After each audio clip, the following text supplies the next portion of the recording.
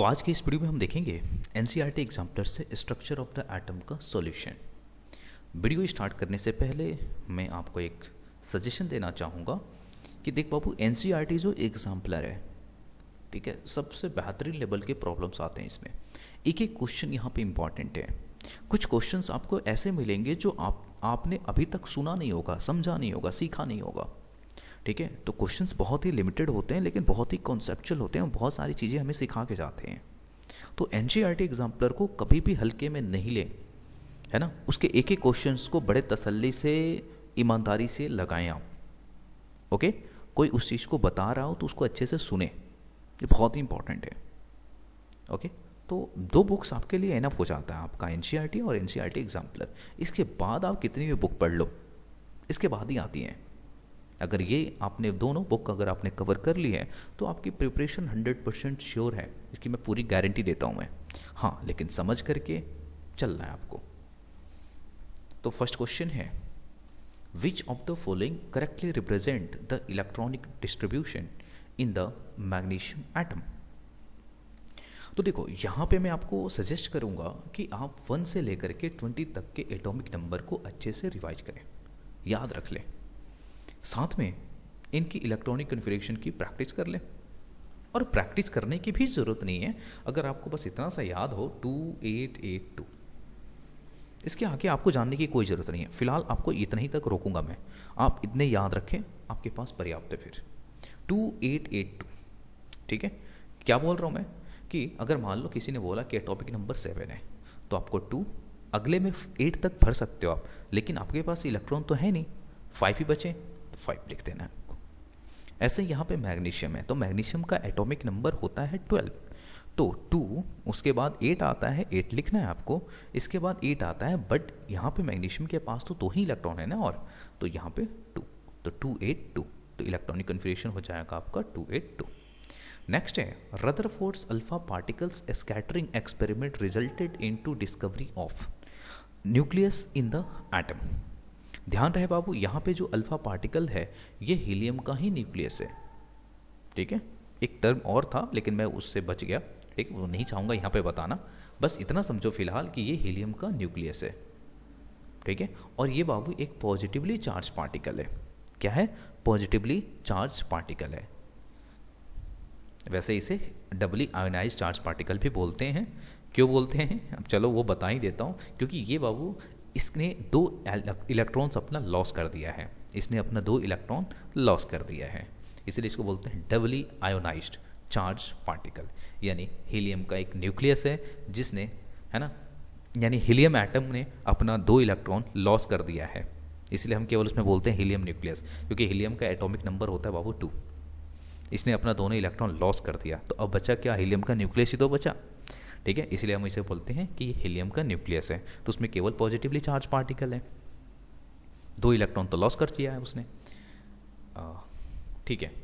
तो इन्होंने क्या डिस्कवर करा? न्यूक्लियस इन द एटम, ठीक है। इनका कंक्लूजन जरूर पढ़ लेना, इंपॉर्टेंट है, ओके।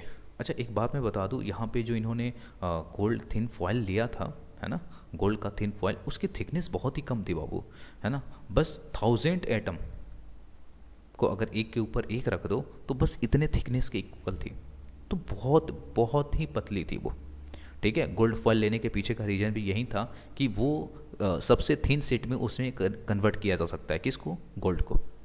उतनी मेलेबिलिटी किसी में नहीं होती, किसी अदर मेटल में। थर्ड है, number of electrons in an element x is 15 and the number of neutrons is 16। तो नंबर ऑफ आपका इलेक्ट्रॉन दे रखा है, नंबर ऑफ न्यूट्रॉन दे रखा है। Which of the following is correct representation of the element. तो सबसे पहले कैलकुलेट कर लेंगे यहाँ पे एटॉमिक मास, ठीक है। उससे पहले एटॉमिक नंबर की अगर आप बात करो तो नंबर ऑफ प्रोटॉन दे रखा है, नहीं, नंबर ऑफ इलेक्ट्रॉन दिया है, ठीक है। तो बाबू, अगर वो एटम न्यूट्रल है, ठीक है, यहाँ पे कोई चार्ज नहीं है, तो एटम अगर न्यूट्रल है तो उसमें नंबर ऑफ इलेक्ट्रॉन और नंबर ऑफ प्रोटॉन दोनों इक्वल होते हैं। तो यानी एटॉमिक नंबर जो होता है नंबर ऑफ प्रोटॉन की इक्वल होता है, तो 15 हो जाएगा, क्लियर। और यहाँ पे एटॉमिक मास की बात करें तो 15 number of protons plus number of neutrons, तो 15 प्लस 16 31, ओके। तो 31 15, तो ये रहा आपका option first. Next, atomic theory successfully explain, कौन कौन से थ्योरी को इन्होंने एक्सप्लेन किया था? तो देखो, लॉज ऑफ केमिकल कॉम्बिनेशन, है ना, यानी इन्होंने बताया था कि केमिकल किस तरीके से कंबाइन होते हैं, ठीक है, और कंबाइन होता है तो उसमें क्या होता है, ये सारी बातें इन्होंने बताई थी। तो law of conservation of mass क्या बोलता है कि किसी रिएक्शन में रिएक्टेंट का मास और प्रोडक्ट का मास इक्वल होगा।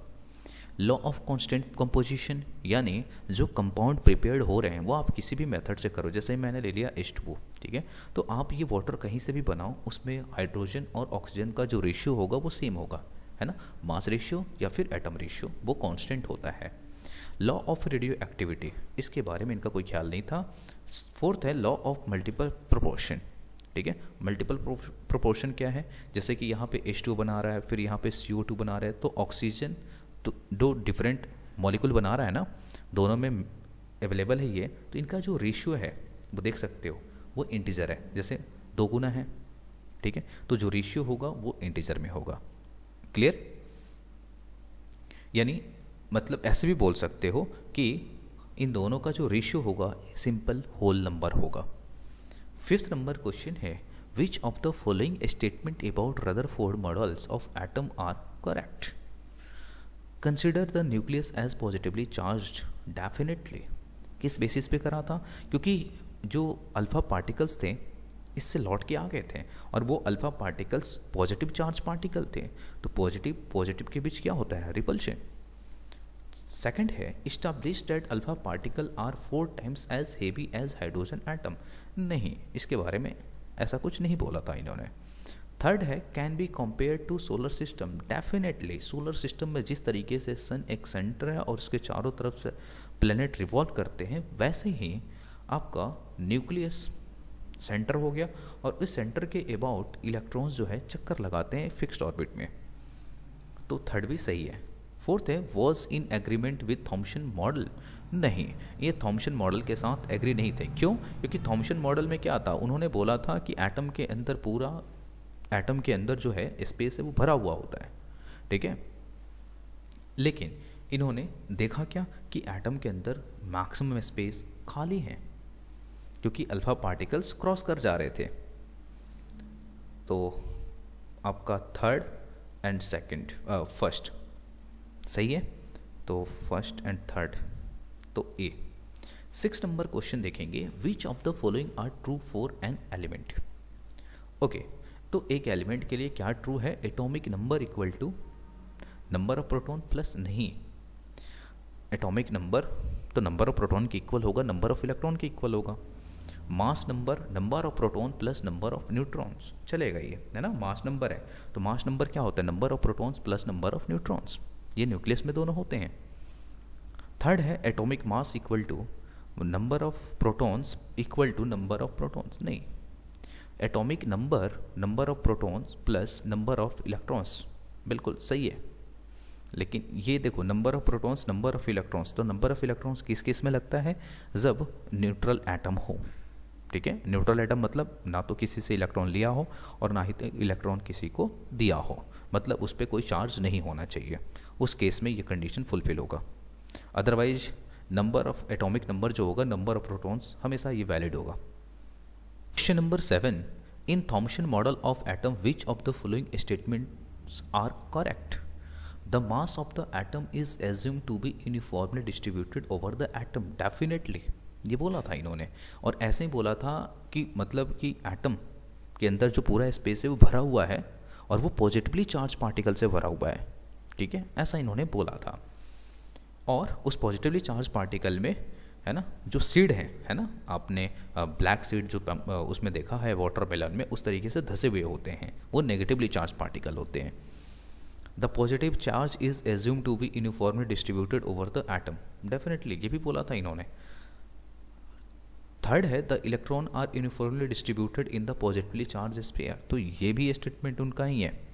फोर्थ है, the electron attract each other to stabilise the atom. नहीं, इलेक्ट्रॉन के बीच तो रिपल्शन होगा क्योंकि वो दोनों अपोजिट चार्ज पार्टिकल है, ठीक है, सॉरी, दोनों पे नेगेटिव चार्ज पार्टिकल होगा तो उनमें रिपल्शन होगा।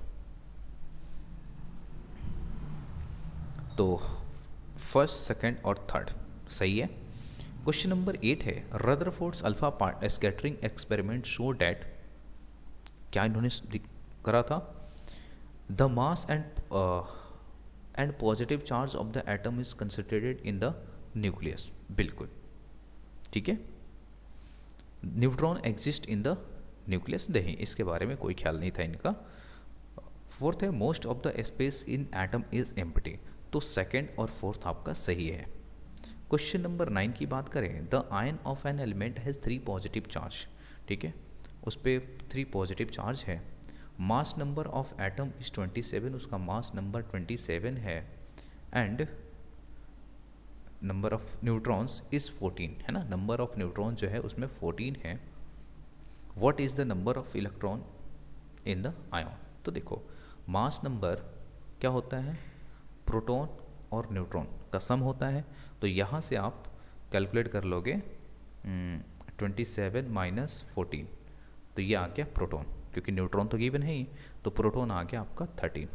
और किसी एटम में जितने प्रोटॉन्स होते हैं उतने ही इलेक्ट्रॉन्स होते हैं, तो नंबर ऑफ इलेक्ट्रॉन्स 13 होंगे, लेकिन इसने 3 इलेक्ट्रॉन लॉस कर दिए हैं जिसकी वजह से इस पर पॉजिटिव चार्ज आया। तो अब इस आयन में, अब ये आयन हो गया, एटम नहीं बोलेंगे, अब ये आयन हो गया क्योंकि इसने इलेक्ट्रॉन को लॉस कराया, तो इसमें अब टोटल नंबर ऑफ इलेक्ट्रॉन्स जो हो जाएंगे वो 10। Question number 10, identify the magnesium ion from the where N and P represent the number of neutron and proton respectively. देखो बाबू मैग्नीशियम है, मैग्नीशियम का एटॉमिक नंबर होता है आपका 12, ठीक है, तो इसमें प्रोटॉन जो होंगे आपके 12 होंगे और न्यूट्रॉन जो होंगे वो आपके 12 होंगे, ठीक है। देखो अब आप ये कंफर्म मत रहो कि न्यूट्रॉन 12 होंगे, बात को समझना, मैं जो आपको समझाना चाहता हूँ, रटना नहीं है, सीखना है। तो नंबर ऑफ प्रोटॉन्स जो होंगे वो 12 होंगे, इसमें कोई डाउट नहीं होना चाहिए, क्योंकि इसका जो एटॉमिक नंबर होगा वही नंबर ऑफ प्रोटॉन्स होगा। लेकिन एक बात ध्यान रखना कि किसी भी एटम के न्यूक्लियस में जो न्यूट्रॉन होगा वो प्रोटॉन से ज़्यादा होगा या फिर उसके इक्वल होगा, ये बात को समझना है आपको, ठीक है। तो नो डाउट कि नंबर ऑफ न्यूट्रॉन जो है प्रोटॉन से कम नहीं हो सकता, ये दिमाग में आपके चलनी चाहिए, ठीक है, या तो इसके इक्वल या उससे ज़्यादा होगा। आ रही बात समझ में? अगर आपको एटॉमिक मास याद है तब तो अच्छी बात है, अदरवाइज इस लॉजिक को आप लगा सकते हो। तो देखो, तो ये तो चलेगा, है ना, नंबर ऑफ प्रोटॉन्स और number of electrons, number of neutrons दोनों 12-12 हैं, ओके। अब इसने 2 इलेक्ट्रॉन लॉस कर दिया है, 2 इलेक्ट्रॉन लॉस किया है, तो अब इसमें टोटल नंबर, बाबू ये क्या है, ये जो आपको दिख रहा है ये इलेक्ट्रॉन्स का रिप्रेजेंटेशन है, क्योंकि प्रोटॉन और न्यूट्रॉन तो न्यूक्लियस के अंदर सेफ हैं। अब यहाँ पे जो आपको डॉटेड दिख रही हैं ये, है ना, ये इलेक्ट्रॉन्स हैं, तो अब इसके पास इलेक्ट्रॉन्स तो 10 ही बचाना, क्योंकि इसने 2 इलेक्ट्रॉन्स लॉस कर दिया जब 2 पॉजिटिव चार्ज आया इस पर, तो ये तो गलत हो गया यहीं पे, ठीक है। न्यूक्लियस के अकॉर्डिंग तो सही था, लेकिन यहाँ पे जो इलेक्ट्रॉन की फिलिंग की गई है, यहाँ पे 2 इलेक्ट्रॉन ये फालतू ले लिए गए हैं। इसमें अगर आप बात करो तो देखो नंबर ऑफ प्रोटॉन 10 है, क्या मतलब है, इसका एटॉमिक नंबर ही जब 12 होता है तो प्रोटॉन भी 12 होगा, तो ये तो ऐसे ही गलत है। यहाँ पे देखो नंबर ऑफ न्यूट्रॉन कम कर दिया गया, गलत है। जो यहाँ पे देखो नंबर ऑफ न्यूट्रॉन और प्रोटॉन ये तो इक्वल है, तो न्यूक्लियस के हिसाब से देखा जाए तो फिलहाल तो सही है। अब देखें इलेक्ट्रॉन का डिस्ट्रीब्यूशन, तो यहाँ पे 2 और ये रहा आपका 8, 10, तो ये आपका सही हो जाएगा। क्वेश्चन नंबर 11 की बात करें, in a sample of ethyl ethanoate CH3COO C2H5, इसको रटने की ज़रूरत नहीं है, ठीक है ना, कि क्या दे दिया है। The 2 oxygen atom have the same number of electron, आपको कंफ्यूज किया गया बस, atom have the same number of electron but different number of neutrons, है ना। अगर बाबू किसी भी का एटॉमिक नंबर सेम है, ठीक है, और उसमें न्यूट्रॉन का नंबर डिफरेंट है, इसका मतलब वो आइसोटॉप है। क्या है? आइसोटॉप है। आइसोटॉप क्या होते हैं? जिनका एटॉमिक नंबर सेम होगा लेकिन मास नंबर डिफरेंट होगा। तो मास नंबर में जो वेरिएशन आया वो न्यूट्रॉन के इंक्रीज होने से, ठीक है, नंबर ऑफ न्यूट्रॉन्स जो वेरी करेंगे, हमेशा ध्यान रखना। तो क्या बोल सकते हो, 1 of the oxygen atom has gained electron, नहीं। B 1 of the oxygen atom has gain 2 electron, neutron नहीं। न्यूट्रॉन गेन करने का क्या मतलब है? प्रोटॉन और न्यूट्रॉन ना तो गेन होंगे ना लॉस होते हैं, ध्यान रखना है। सी है the 2 oxygen atom are isotopes, definitely. D है the 2 atom oxygen item are isobar, नहीं। आइसोबार तो बाबू डिफरेंट एटॉमिक नंबर होते हैं और मास नंबर सेम होते हैं, तो ये तो गलत है ना, ऑक्सीजन है, एटॉमिक नंबर सेम होगा। Question number 12, elements with valency 1। Okay, valency 1 है तो देखो अगर बाबू सोडियम है, मैग्नीशियम है ना, वैसे 1 है, तो सोडियम अगर मैं लेता हूँ तो 281। अब सोडियम एक मेटल है, ठीक है, ये अपना एक इलेक्ट्रॉन लॉस कर देगा। और अगर आप हाइड्रोजन की बात करोगे तो ये बाबू आउटर मोस्ट में 1 इलेक्ट्रॉन है, तो इसका वैलेंस इलेक्ट्रॉन भी 1 है और इसकी वैलेंसी भी 1 है, ठीक है, क्योंकि या तो ये एक इलेक्ट्रॉन गेन कर सकता है या तो फिर ये लॉस कर देगा। ओके, तो यहाँ पे बात को समझना है आपको। तो ये आपका एक मेटल है, ये जबकि एक नॉन मेटल है। ऐसे ही और भी एक एग्जांपल ले लेता हूँ, जैसे क्लोरीन की मैंने बात करी, ठीक है, या फ्लोरीन ही ले लो, फ्लोरीन आपका 9 होता है, तो 2 और 7, तो ये बाबू ये एक इलेक्ट्रॉन गेन करेगा, ये अपना एक इलेक्ट्रॉन गेन करेगा, इसकी भी वैलेंसी 1 ही है। ओके, लेकिन ये वैलेंसी -1 होगी, तो मैग्नीट्यूड बस लिखते हैं, माइनस प्लस देने की कोई ज़रूरत नहीं है आपको। और सोडियम यहाँ पे भी वैलेंसी 1 ही है, तो ये गेन करे, ये लॉस करता है, ये गेन करेगा, ठीक है, अपनी ऑक्टेट को कंप्लीट करने के लिए। तो ये एक नॉन मेटल है और ये आपका एक मेटल है, ठीक है, तो दोनों की वैलेंसी सेम है, दोनों में कुछ भी हो सकता है। 13 number, the first model of an atom was given by. First model of atom was given by, किसने दिया था बाबू? जे थॉम्सन ने। उसके बाद आ जाते हैं आपके रदरफोर्ड, है ना, जे थॉम्सन के बाद रदरफोर्ड आ जाते हैं, फिर नील बोर आते हैं आपके। 14 है, an atom with 3 proton and 4 neutrons will have valency of. तो ध्यान से देखें आप कि यहाँ पे प्रोटॉन्स कितने 3, तो यहाँ पे इलेक्ट्रॉन्स भी आपके 3 होंगे, तो इलेक्ट्रॉनिक कन्फिग्रेशन लिखोगे तो 2 और 1 होगा। आउटर मोस्ट में कितने इलेक्ट्रॉन? 1, तो इसकी वैलेंस इलेक्ट्रॉन 1 है और वैलेंसी पूछा गया आपसे, तो है ना बाबू, तो ये अपनी ड्यूट पूरा करेगा, है ना, ड्यूप्लेट पूरा करेगा, तो ये एक इलेक्ट्रॉन को क्या कर देगा? लॉस कर देगा, तो इसकी वैलेंसी भी 1 होगी, ध्यान रखना है, क्योंकि कोई भी 7 इलेक्ट्रॉन गेन नहीं कर सकता, है ना। 14 है, the electron distribution in an aluminium atom is. तो इलेक्ट्रॉन, एल्युमिनियम का अगर आपको एटॉमिक नंबर याद है तो कोई इशू नहीं होने का है, 13 होता है, तो आप लिख सकते हो 283, ठीक है। 60 नंबर है, which of the following in figure 4.2 do not represent Bohr model of an atom correctly.